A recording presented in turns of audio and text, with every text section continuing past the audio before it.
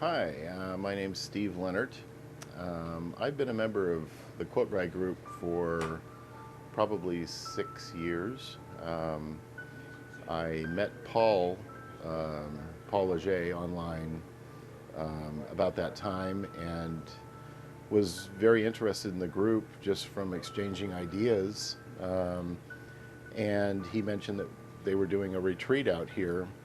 I wouldn't have even considered coming clear across the country, except a good friend of mine from San Francisco was coming to the group, Jim Hahn, and he said it was such a great group.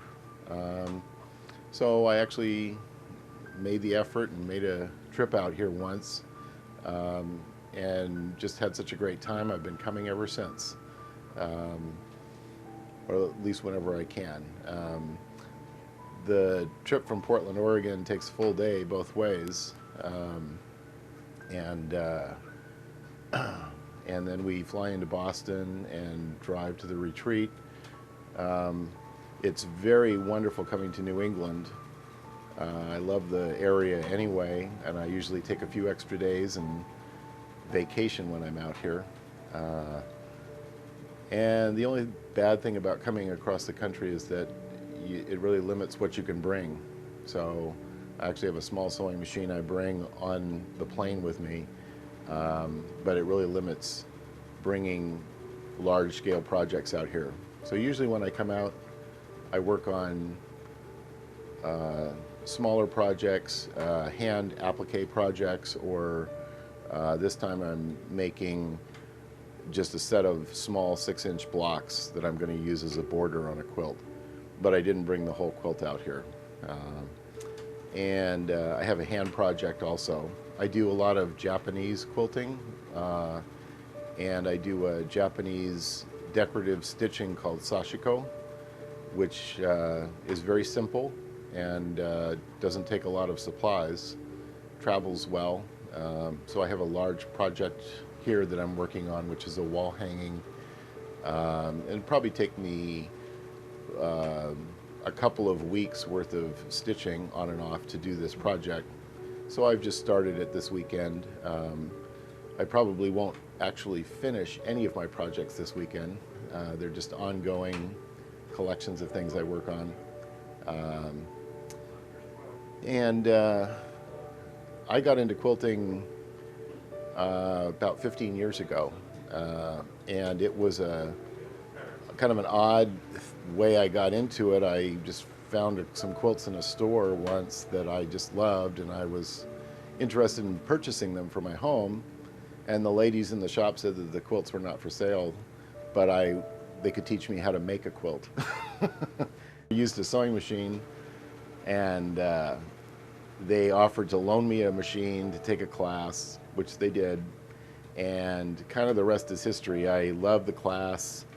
I think I wound up making about 8 quilts that first year, and within a couple of years I'd actually opened my own quilt shop. I quit my job and got into it as a business, and so now I actually sold the store a few years ago, and I have an online store that I run, and I teach quilting a little bit here and there.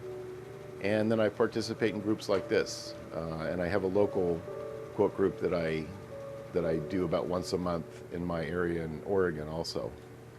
About 5 years ago, I started a business online called One World Fabrics, and I'm specializing in the fabrics that I had in my retail store in Oregon, but just doing a very narrow niche of products, that mostly fabrics I import from Japan, and they're referred to as Japanese taupe fabrics. They're very natural earth tone colored fabrics, and they have a large following, but they're very hard to get, especially in the United States. So I sell them through my website, oneworldfabrics.com, and I also carry fabrics from Australia, designed by Aboriginal tribes, that are very colorful, and I have a very great group of people that work with me, and it allows me to travel a lot. As a matter of fact, I just went last year to the International Quilt Festival in Tokyo, which was an outstanding show. And we saw a lot of beautiful quilts and connected with a lot of great vendors over there who were selling the same types of products that I do. So I really enjoyed working in this industry a lot. And this Quilt Guy group has been a terrific influence to me, and I've learned a lot from the members. They're all very talented, and some are internationally recognized artists who are award-winning quilters. So I feel very privileged to be part of this group.